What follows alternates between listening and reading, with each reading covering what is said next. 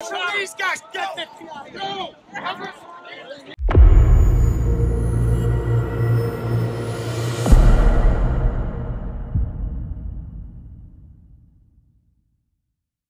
KLIM.news, Christy Lee Independent Media. I'm joined by Taylor Hansen, an independent journalist, and we are talking about something the mainstream media does not like talking about unless, of course, they're putting in their buzzwords. So why don't you give me background on how you got into independent journalism? Yeah, I actually got into independent journalism through activism, which, usually it doesn't work that way, but I used to paint Baby Lives Matter murals outside of abortion clinics to kind of combat, the pro-abortion stance we have in America. And then I woke up one day and I saw Jay Bishop get shot and killed by Michael Renault in Portland, Oregon, and, kind of lit a fire under my feet. And the next day I booked a plane ticket with all the money in my account that I had, and I flew to Portland, and I captured a viral video of Antifa actually Molotov cocktailing one of their own and lighting him on fire. And then Trump shared it. And that kind of, propelled me into the journalism aspect. I began covering riots and unrest across the country for over a year. And then that's eventually what led me to January 6th. Now, I'm going to push back on you a little bit because I feel like a common criticism of journalism, as even from the mainstream, is that we have people that are taking positions. And so they're treating just traditional journalism as activism. So what do you have to say in rebuttal to that, like, you call yourself an independent journalist, but you're already taking a position, you're being an activist. How do those mesh in your opinion? Yeah, well, especially regarding the January 6th incident is, I was a firsthand witness to the Ashley Babbitt shooting, to Kevin Greason, to multiple people that actually died that day and that were brutalized by the police. So I really feel like, as a journalist, it's my responsibility to tell the truth. And, I'm going to tell the truth regardless if it's inconvenient or if people think I have an activism stance regarding the situation, because, all I have to say regarding this topic is the truth. And if people don't like the truth and, my opinions interjected with the truth, honestly, I have a right to have an opinion on this because I was, brutalized by the police that day. I had to watch a woman die. And, so of course, I'm going to form some very strong opinions about this event. Now, you say you were an active witness. So for viewers that don't know who you are and don't know the background, they're going to be like, well, what is he doing not behind bars? Because we've seen pretty much everybody else that was there, even just passing through, get sought out by feds. Many are still awaiting trial. So do you know why you were not one of them? Well, I was credentialed that day there at the Capitol, as I had my press credentials on me. I wasn't there in, an activist manner or anything. I was just there to document. I actually went to D.C. with the intent to document the Antifa violence that usually takes place after Trump rallies. Is, they'll get them, the cops will push them down Black Lives Matter Plaza, and then they'll get attacked. They'll attack little girls, grandmas. So that's what I was there for. And I ended up following, the original first group that went to the Capitol. And that's what led me there that day. Is it, was completely unexpected. But in the reality of it is I've just been too loud. Ever since January 6th happened, and I had my credentials, I never, most journalists, they kind of went silent on the issue. They didn't release video. They didn't really release anything because of the repercussions afterwards, and they were scared. And, that's intimidation. That's terrorism on behalf of the government right there. And so I never really backed down since day one. I released my footage, of Ashley being shot within minutes of it happening. It had 1.5 million views within 10 minutes, so it really blew up. And that's kind of what propelled me down this path into truly figuring out what really happened on the 6th. Even from when I was there that day, I kind of knew something was up. This was a different kind of protest. Something was wrong in the air, especially between the Capitol Police and Metropolitan Police Department. So really that just led me, down this path. And I've been lucky enough not to have my door kicked in. I have been harassed by the FBI on countless occasions. I've had my devices hacked. I've had my files downloaded. So they've really seen all I have to offer is they have access to my laptop. They have access to my phone, not willingly, but, of course, they can access just about anything with the Patriot Act loophole. Absolutely, which is scary enough as it is. I didn't realize just how bad that is, but I have talked to people, we'll say close to the situation, who said they don't need warrants. They don't need anything. They have it all down to signal messages, Telegram messages, nothing. Yeah, nothing's secure. Nothing is secure. Nothing is safe. Now, you really did a deep dive into who actually died that day and why. Now, we have the mainstream narrative that has inflated these numbers time and time again, and they're including like suicides that happen weeks later, days later, even though we don't include that in, like, let's say COVID counts people, you know, but we're going to include it for that. And then the blatant lie of the officer that they said was bludgeoned by an extinguisher, and that was, it has been verified as completely fake, completely fake story. So tell me a little bit about, we're going to actually bring up that article and I want to go through. So the first, Benjamin Phillips, and you do have a video. Yeah, you can just go ahead and play it and we can start. Okay, now I do want to put out a warning. There is vulgar language in this. So if you can't handle that, or if you have kids around, please earmuffs. All right, go ahead. Hey, fire! Hey, you good?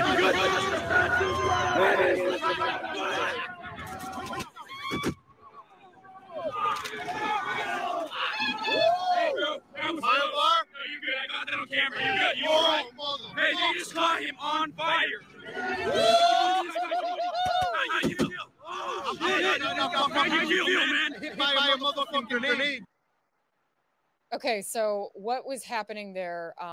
Give me some context. So that video actually was taken right after the first concussion grenade was thrown into the crowd, and that's actually the one that hit Benjamin Phillips.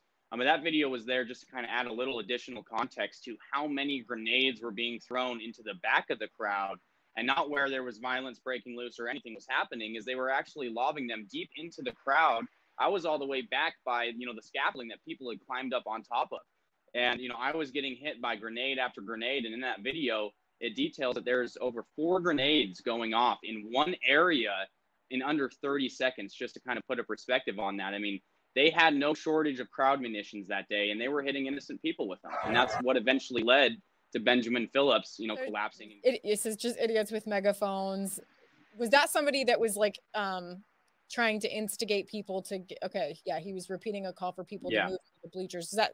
Do you think that was an example of somebody that was trying? Yeah, most definitely. I mean, the whole time he was on the speaker, telling people to push forward into the Capitol. So he definitely played a role in the instigation of it.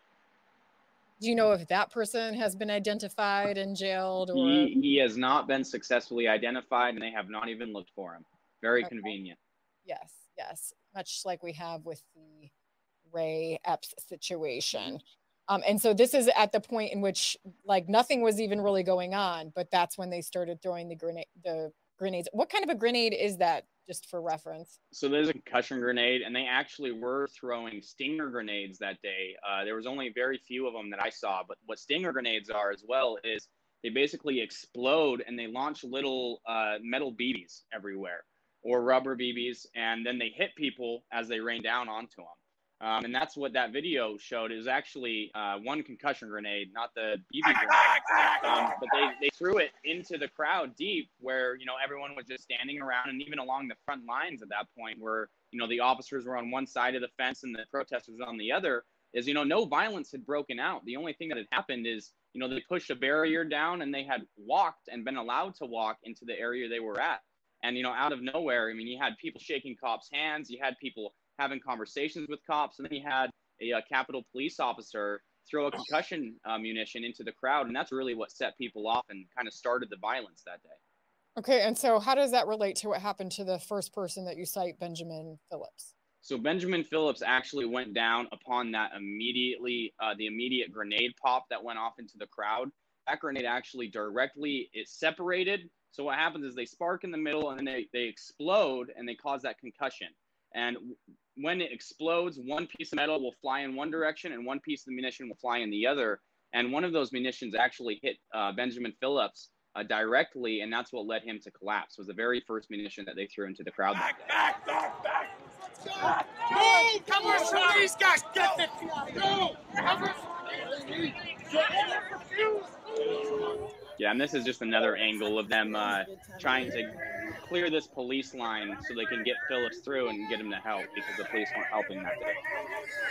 Okay, so that's less the police helping that, but more. Well, I see police officers. Yeah, they're just standing by and they don't help at they're all. just standing by. There's actually only one police officer that provided aid to Benjamin Phillips, here and we he's go. helping And carrying these him are the back. people actually trying to get this guy some help. Well, Yes, the police are just standing there ignoring the situation. Mm-hmm.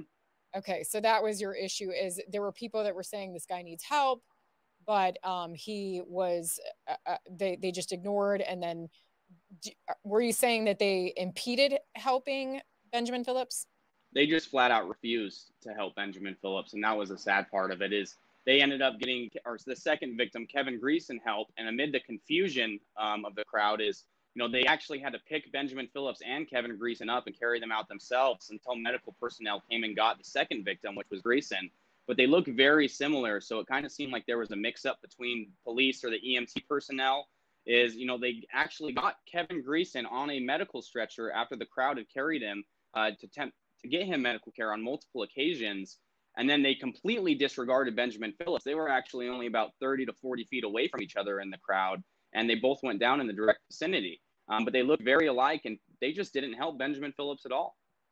So why is it that we've heard about Ashley Babbitt, but we don't hear about, say, Benjamin Phillips? What's the mainstream narrative regarding him? Well, it is completely intentional that they do that. And I mean, if you look up Benjamin Phillips, the pictures of Kevin Greason will pop up, and it's because they don't want real investigations into this topic. They know that Benjamin Phillips and Kevin Greason were both killed by, misconduct from the Capitol Police throwing grenades that they weren't capable of using that day or weren't supposed to be allowed to use that day.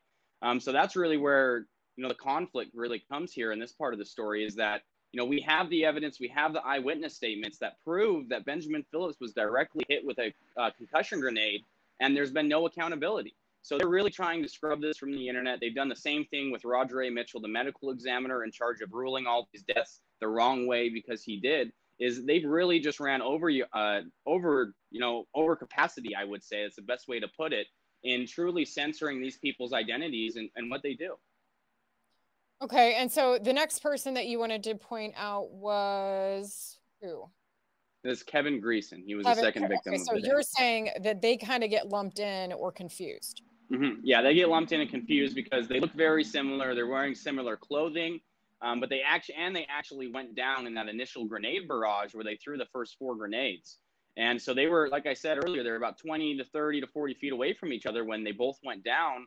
And, Kevin Greason, they had to carry Greason, the protesters, on 3 different occasions. And there's a really kind of graphic picture later on in the Greason section where it shows him being carried by his belt.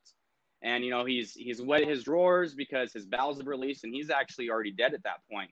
But the protesters had to carry him out in order to get him help. And that's kind of where the mix-up comes from, is the way that they look. But when we were investigating, we've been putting together this report for over a year now, truly trying to figure out what happened to these people.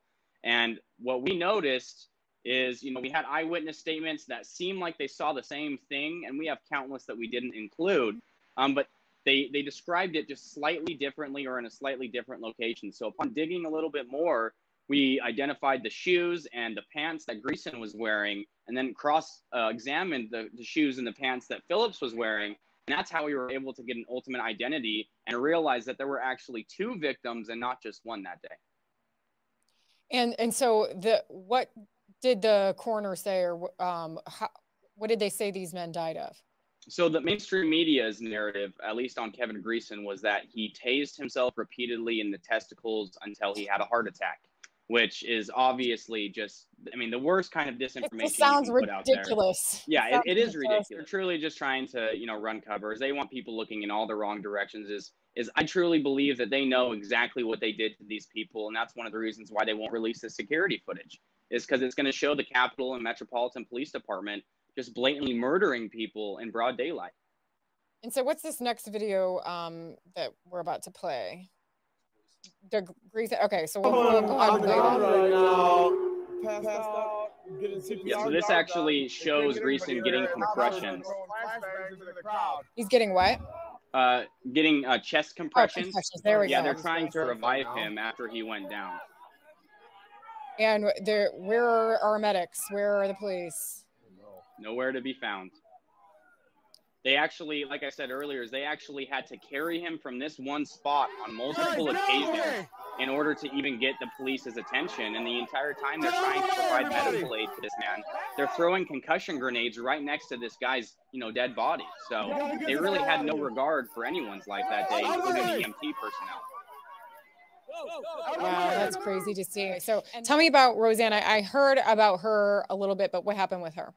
Yeah, Roseanne's story is a little bit more out there already, thankfully, thanks to Greg Kelly and some other people that have reported on it, including Harrison Hill. He's wonderful at covering, my journalism, and he's always honest, breaks it down the way it needs to be. But Roseanne, I mean, honestly, she's one of the more tragic victims of the day. And they were all very tragic, but what the media did to Roseanne was just awful, and including the medical examiner, is she actually had been an ex-addict and she was recovering. She had completed her full recovery cycle. I believe she had been sober for about 6 years. And that was one of her greatest accomplishments. She was very proud of it. Her family was very proud of her for being able to, really tackle those demons. And, upon her medical examiner's report being released, they ruled her death as an acute amphetamine intoxication. So in layman's terms, it means a drug overdose.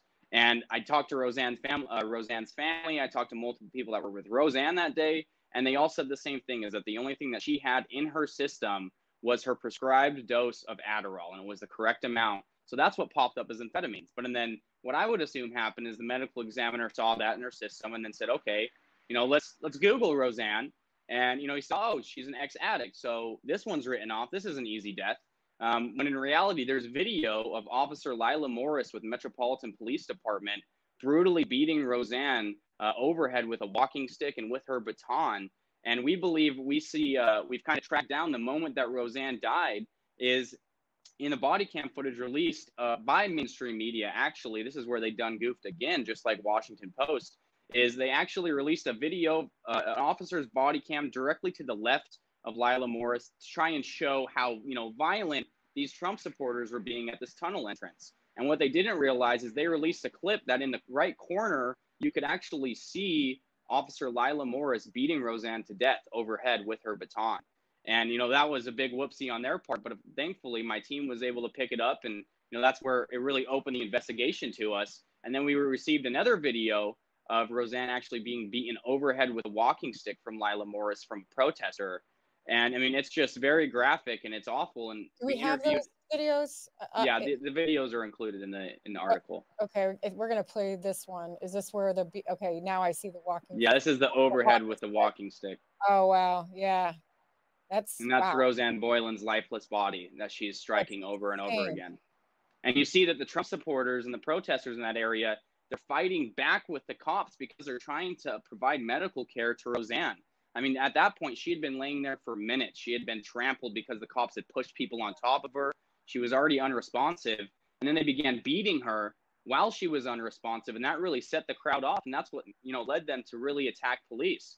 But of course, they only show the aftermath of it. That's what they really like doing, is releasing bits and snips of after they piss the Trump supporters and, the protesters off. And they cause a reaction, but they never show what actually caused that reaction to happen. I mean, what would be the point, though, of this officer beating her with this stick if she was already down on the ground?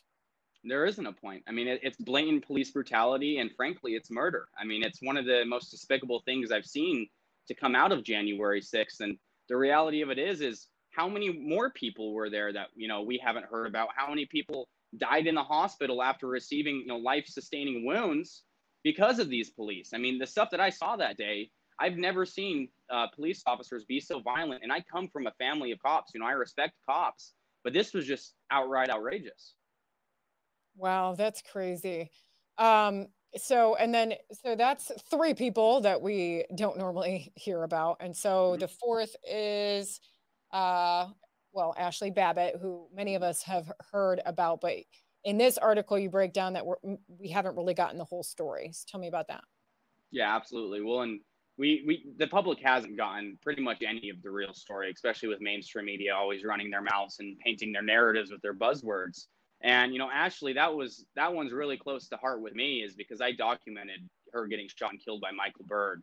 And I tried to help her afterwards. And, I watched the life drain from her eyes and there was nothing I can do. And meanwhile, I'm trying to help her. These police officers are trying to push this off of her and saying, hey, we'll provide medical care. We're the ones that are trained. And then the minute that we stopped, they just watched her bleed out. And then they carried her down the stairs like a dead dog. I mean, I've never seen anything like it. And that's kind of what led me to go on this crusade, as I call it.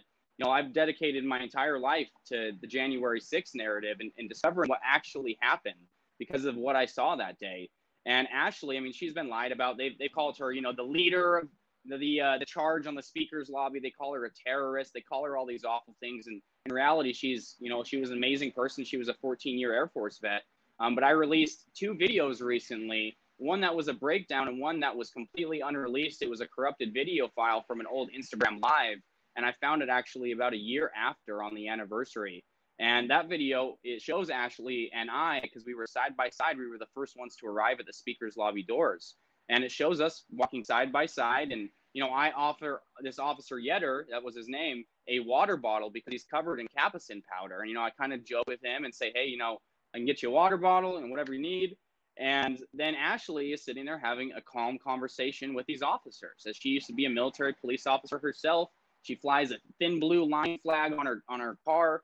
And then the second one I released is a breakdown of what actually happened in the speaker's lobby. And Ashley was actively trying to, essentially de-escalate this entire situation. She was trying to stop Zachary Alam from breaking the windows, trying to stop John Sullivan, trying to stop all these agitators that were there that day. And she can actually be heard yelling at the cops, call effing help. And that's the quote word. She actually, right as Zachary Alam successfully breaks the right window pane that she ended up being shot out of, is 7 seconds. So it shows Ashley Babbitt. I went a frame-by-frame analysis, did sound transcribing everything with Department of Homeland Security software. I mean, this is as accurate as it gets. And it shows Ashley Babbitt actually reaching in with her right hand to grab Zachary Alam, and she pulls him towards her and punches him in the face. And then she goes up in the window to stop him from getting through and to stop the rioters that day, you know, the bad actors and the agitators in that hallway, to really get through that door. I mean, all she wanted to do, she was very frustrated with the way the police were handling it, and her saying, I mean, yelling, call effing help, and yelling, no, stop on multiple occasions should obviously, you know, let the public see that, but they only see what the media wants them to see. I mean, but this is the evidence right here. This is the story, is that she stopped. She's there saying, stop, like trying to de-escalate. But to push back on you a little bit, like, why would it look like she was about to climb through that window if she was trying to get people away from it? Yeah, so really I've grown very close with the Babbitt family after experiencing what I did on the 6th. And Aaron, you know, the person that knows her better than anyone, is his conclusion is, one, she was very, very claustrophobic. They've had to leave concerts, music events, anything you can think of in the past, just due to her claustrophobia kind of acting out in a bad way. And then on top of it, the entire time she was trying to get the cops to, you know, de-escalate the situation, to arrest Zachary Alam, and they wouldn't listen to her. Then they finally shifted away from the door, and you can kind of see the frustration in Ashley's face is, you know, she doesn't want these doors to be breached. She doesn't want these doors broken down. And I believe truly that's why she went through that window. And it was 7 seconds after she punched Zachary Alam in the face. So the times match up. And she went through to realistically stop this. And the entire time she was actively trying to de-escalate. Now, also, the pushback you would get is, why did she go in to begin with then? If she's a veteran, she respects the way things are supposed to happen. Mm-hmm. Why did she put herself in that position to begin with? Well, I mean, because the reality of it is it was protected by the First Amendment, you know, and nobody knew that it was going to turn into this. And Ashley actually, in the past, was responsible for the security at the Capitol, you know, so she knows her way around. She knows what she's doing. And I really think, you know, she was just there to truly exercise her rights. And everything that I've learned from her is she really just loved America. She loved this country with more than anything she's ever had. And she supported law enforcement. You know, she supported these people. And that's why you can see her actively talking to them and getting frustrated when they aren't doing their job. You can also tell from the video that there was no warning. There was no stop or anything before she was just shot. Yeah, well, and actually the window pane that so Ashley went through the right window pane. I was on the very left side alongside John Sullivan. And that window pane on the left was the first one to break. And that's right on the other side is where Michael Byrd was pointing his firearm at Ashley Babbitt from behind the wall. And if anyone was going to hear a verbal warning, it was going to be me or John Sullivan. And neither of us heard that verbal warning. Nobody did that day because it didn't exist. And just for viewers that might not know who you're talking about, John Sullivan, he's also known as Jaden X, correct? Yes. And he is also been accused of being an agitator. There is some evidence that he was very active on the Black Lives Matter pages and at other protests. So the fact that he's also seen in a Trump hat is very suspicious. Yeah, that's to say the least. And so, but he is willing to say he heard no warning. I mean, he was, but then the January 6th Commission and the FBI got to him. Is his original narrative, and that's John Sullivan is actually where I started my journalism. Is his group Insurgents USA. I lived in Utah prior to moving to Texas, and that's where he was a resident of as well. And I began infiltrating his protests and kind of seeing what they were about. And that's where I originally met John Sullivan. He didn't even know who I was because I was black bloc. You know, I concealed my identity. But I worked on Insurgents USA for over 2 months before moving out to Texas and kind of going to Portland and getting into the real Antifa stuff and the real riots. But no, John Sullivan has always been bad news. Is one of the riots that I covered that he was involved in Salt Lake City before the Capitol. One of his buddies, Jesse Taggart, part of Insurgents USA, actually shot a man driving and, you know, blamed it on, you know, he was trying to run us over. And of course, he wasn't trying to run anybody over. He was trying to get to the hospital, which he ended up going to anyways after he was shot. But no, John Sullivan has always been, you know, very, very bad. I mean, the left doesn't want him. The right doesn't want him. And there's a reason for that, is he is a known agitator wherever he goes. And he was actively inciting that day. I mean, he broke a window. He was yelling at people to burn this, you know, crap down. He was right after, I mean, he was trying to convince Officer Yetter and the officer standing at the door to leave or they would get hurt. And then right as they did leave, you know, he yelled, "Break it down." So it doesn't really get much more inciting than with John Sullivan. But of course, naturally, they've swept John Sullivan under the rug. They don't want you to ask questions about him anymore. They don't want to talk about him anymore. And it's for a reason, is because they've essentially just turned him into an informant, it seems like. His first narrative after I released Michael Byrd's identity in February, it was on February 14th, is that Michael Byrd murdered Ashley Babbitt. And then you fast forward a few months later, his pinned tweet on Twitter, which he's allowed back onto, which I don't understand, is Michael Byrd is a hero for shooting Ashley Babbitt. And he has his video of Ashley Babbitt dying. So it really just shows that, you know, kind of where he's getting his talking points from, is it's probably the January 6th Commission. What was it like to find out that the officer had never even been interviewed before they cleared him? I mean, that's what I suspected, honestly, is since day one, I knew that this was, you know, one big cover up. They've been defending Byrd for a very long time. I mean, ever since 2018, when he left his Glock 22 loaded with no safety in a bathroom stall inside the Capitol. They've always treated him differently. But really seeing, you know, the way that they truly did not ask him a single question and just said, "Okay, you're good. We know you shot an unarmed woman who had, you know, a wool sweater and a scarf in her backpack." I mean, it's disgusting. There is no justifiable reason for this. I mean, it's other than, you know, it's a cover up and he has friends in high places. And, you know, Michael Byrd, he's been bankrupt twice now. He's desperate for money. Adam Kingsinger actually donated to his GoFundMe, which he's profited more than $163,000 now for essentially murdering an unarmed woman. So it's truly disgusting to see that he's profiting off of this because he has gambling problems and he has all those other problems that he has to deal with in life. You know, if he could spend a little bit less money, then he wouldn't have to go around raising funds for shooting an unarmed woman. Wow. And what's it like to read the mainstream news articles and especially the fact checks that have said there's no evidence there was anyone there other than Trump supporters, and then you were standing right next to Jaden X, John Sullivan, who we know where he stands, and certainly not a Trump supporter. What's that like to just see the blatant lies that they put out? I mean, it's laughable at this point. You know, I try and laugh all this off, just because, I mean, it's so serious that, you know, you kind of have to inject a little bit of humor in it in order to deal with it. Well, and, you know, John Sullivan wasn't the only, you know, left-wing anarchist there that day. I have on video left-wing anarchists that I recognized from Portland. I have their Twitter posts about, you know, how great they did at the Capitol and how great they did at attacking and blaming it on Trump supporters. I mean, I have all their receipts. Is Antifa was there that day, and FBI Director Wray, they've been running cover for Antifa for Lord knows how long since he's been in. And it's all led up to this exact moment is because now they can say, no, Antifa wasn't there because they don't exist. So the other element of this, so you have that happen. You have more of the truth coming out. You don't see retractions when it comes to the lies about Brian Sicknick, the officer.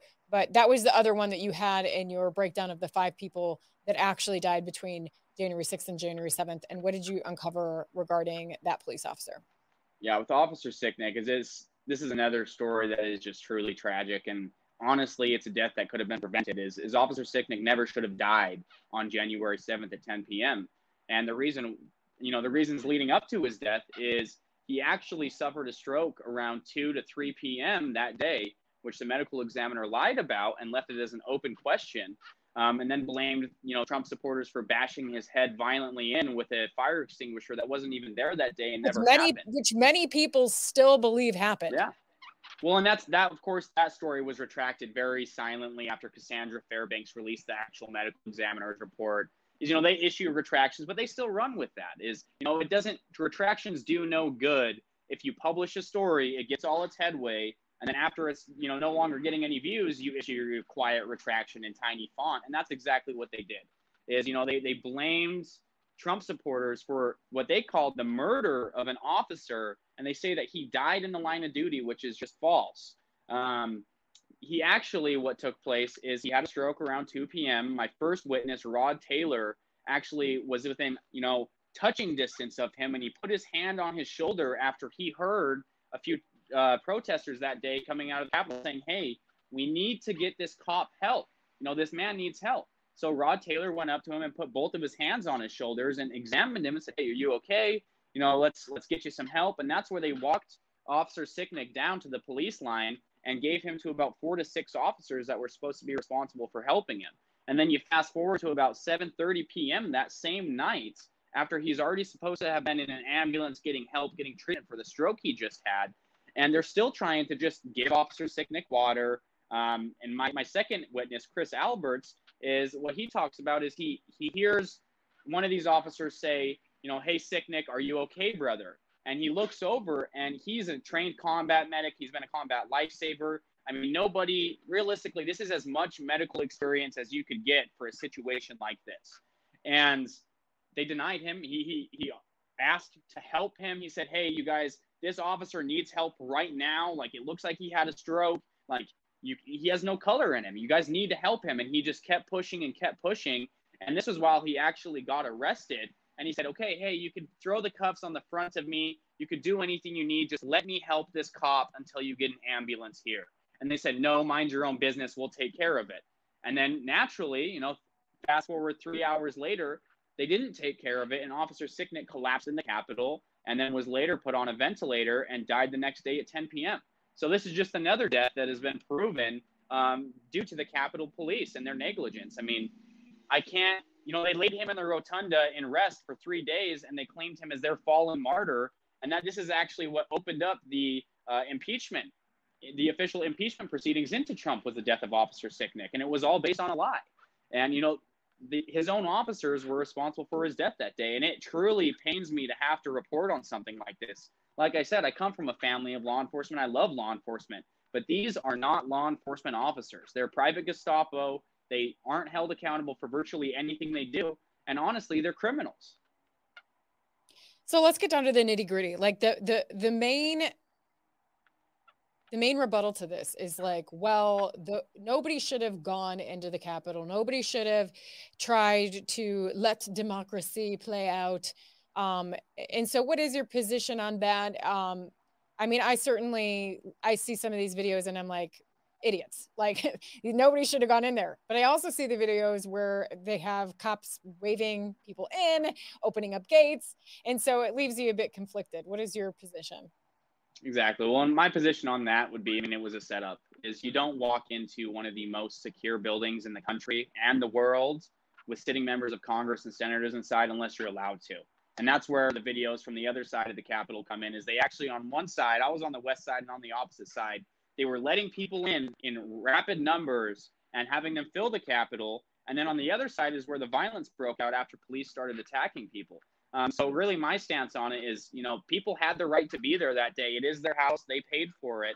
And, nothing would have ever happened violent-wise if the police didn't attack protesters that day. And that's what ultimately led to people being pushed inside. And even me, when I went inside involuntarily. There was so many people and around an open door that if you didn't go forward, you were going to get stepped on.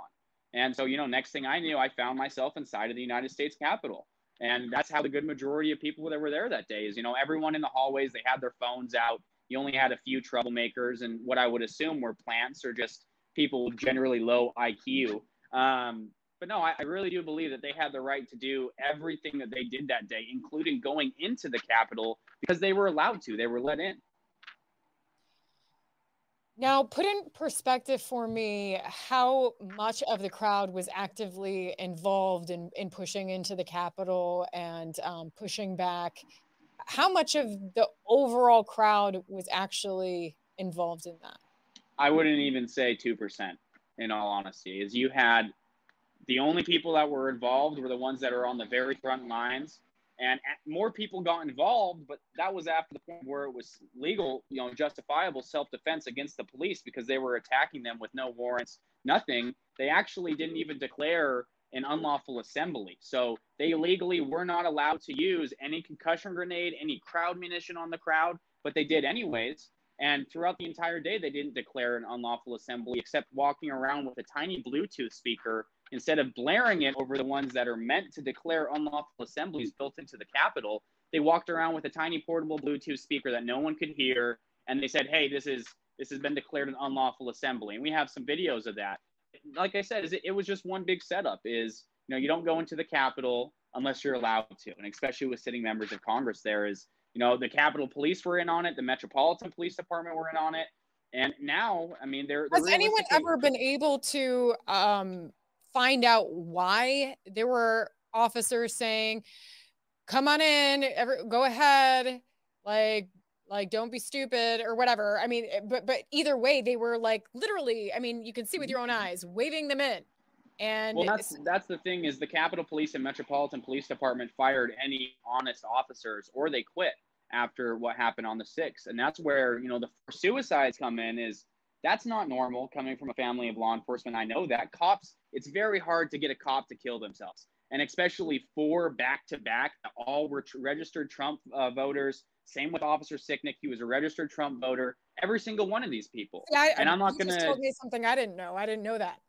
Yeah, and so that really, marks the suspicion meter up quite a lot more is what if these people wanted to speak out? What if they saw something they didn't like that day, misconduct on behalf of the police or straight up murder because it happened, throughout the day. And that's what I really think, I'm kind of leaning towards is I don't have, facts regarding that, but I do have opinions and it really looks like, full-blown Arkancide and it's terrible. But cops don't simply just kill themselves because they experienced a bad day at work. That's not how it goes.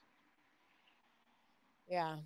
And then what are your thoughts on this, the commission that was put together? One of the things that's crazy to me is CBS, a mainstream news organization, has even confirmed that Nancy Pelosi was in charge of the security that day and had a special unit on standby that she never called to come in or approved intervening.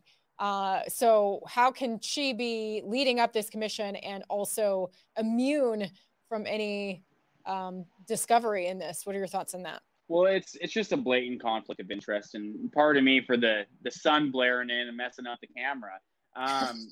But no, it's a conflict of interest, and it's just the same thing with Adam Kinzinger, who sits on the chair of the January 6th committee, and he donated $20 to Michael Bird's GoFundMe. That is the most blatant conflict of interest, but they don't care because they're not the ones being investigated. They're the ones doing the investigating. And anything they say in the end goes. Well, I think we covered it all. Is there anything that you really want people out there to know, or anything that you want to encourage them about? You have the floor. All I want people to do and to know is that they haven't been told the truth around this situation. As a firsthand witness and as a reporter, it's my job to tell the truth. I'm not a propagandist like these mainstream reporters. I have no reason to. It's just think for yourself. And obviously your viewers are a little bit better at this than mainstream media viewers. But think for yourself and do your research. Is anyone can make a difference. That's the reality of this. I woke up one day and I said, hey, I'm going to be a journalist. I'm going to document riots. I'm going to change the world. That was my mindset. And then I began to run these stories. I just went to the ground. I did the work. And now, I'm breaking some of the biggest stories relating to January 6th that anyone has ever broken. So anyone can do it. You can make a difference. I know right now is the time to feel hopeless, the time to be scared of your government, but it's the exact opposite. It's the time to have hope. It's the time to take the white pill, to get excited about the truth coming out, and to actively help expose this corrupt regime that we're living under, so we don't have to deal with it anymore. And as far as your independent journalism and supporting you, you can access this whole Substack. Tell them where to find the whole article and the clips that we've shown and gone over. Yeah, so the article can be found at taylorhansen.substack.com.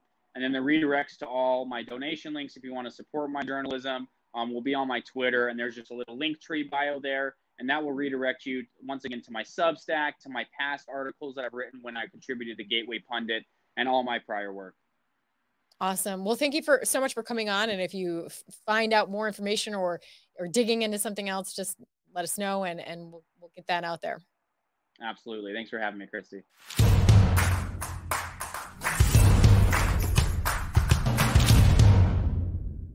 It's been just 6 months since I broke through the chains of corporate media and went independent. I'm so grateful for the connections I've been able to make, humbled to answer the call to bring you critical information, unfettered, and proud of what God's allowed me to accomplish in this amount of time.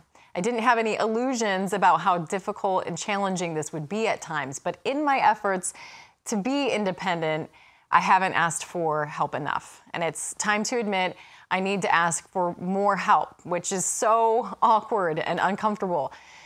But the bottom line is this is such an important year. I've missed some opportunities already to bring you the very latest information and hold those in power accountable because I just don't have adequate funding to travel to some of these events. But that can't happen this pivotal year. I can't afford not to make it to the marches, the meetings, and all that's leading up to the midterms. So I have to do that uncomfortable thing and ask, will you help me get there? Isaiah 6:8 says, "Then I heard the voice of the Lord saying, whom shall I send and who will go for us? Then I said, here I am, send me." I'm ready to go, so please consider helping to send me. Thank you.